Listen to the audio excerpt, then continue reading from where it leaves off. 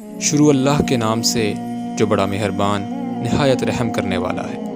جب تمہارے رب نے فرشتوں سے فرمایا کہ میں زمین میں ایک خلیفہ بنانے والا ہوں، تو انہوں نے عرض کیا، کیا تو اس زمین میں اسے خلیفہ بناتا ہے جو اس میں فساد مچائے گا اور خون بہائے گا؟ اور ہم تیری حمد کے ساتھ تسبیح کرتے ہیں اور تیری پاکیزگی بیان کرتے ہیں۔ اللہ نے فرمایا، بے شک میں وہ جانتا ہوں جو تم نہیں جانتے۔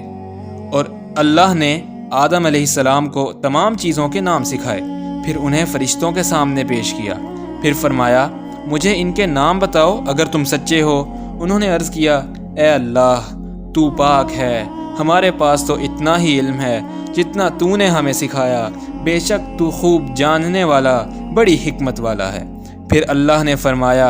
اے آدم تم ان فرشتوں کو ان چیزوں کے نام بتاؤ۔ پھر جب انہوں نے ان فرشتوں کو ان چیزوں کے نام بتائے تو اللہ نے فرمایا، کیا میں نے تم سے نہیں کہا تھا کہ بے شک میں آسمانوں اور زمینوں کی سب پوشیدہ باتیں جانتا ہوں، اور میں جانتا ہوں جو تم ظاہر کرتے ہو اور جو تم چھپاتے ہو۔ اور جب ہم نے فرشتوں کو حکم دیا کہ آدم کو سجدہ کرو تو سب نے سجدہ کیا سوائے ابلیس کے، اس نے انکار کیا اور تکبر کیا اور وہ کافروں میں سے ہو گیا۔ اور ہم نے کہا، اے آدم تم اور تمہاری بیوی جنت میں رہو اور اس میں سے جہاں سے چاہو جی بھر کے کھاؤ، اور تم دونوں اس درخت کے قریب نہ جانا ورنہ تم دونوں نقصان کاروں میں سے ہو جاؤ گے۔ پھر شیطان نے دونوں کو وہاں سے ڈگمگا دیا اور جس عیش و آرام میں تھے اس سے ان کو نکلوا دیا، اور پھر ہم نے کہا، تم سب یہاں سے اتر جاؤ، تم میں سے بعض کے دشمن ہوں گے، اور تمہارے لیے زمین میں ٹھکانہ ہے اور ایک مقررہ وقت تک کے لیے فائدہ اٹھانا ہے۔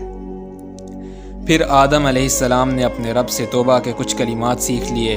تو اللہ نے ان کی توبہ قبول فرمائی، بے شک وہ بہت توبہ قبول فرمانے والا نہایت رحم فرمانے والا ہے۔ ہم نے کہا،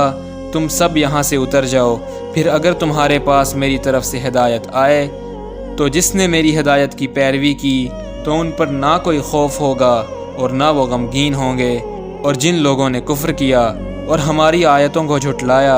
وہ لوگ جہنمی ہیں، وہ اس میں ہمیشہ رہیں گے۔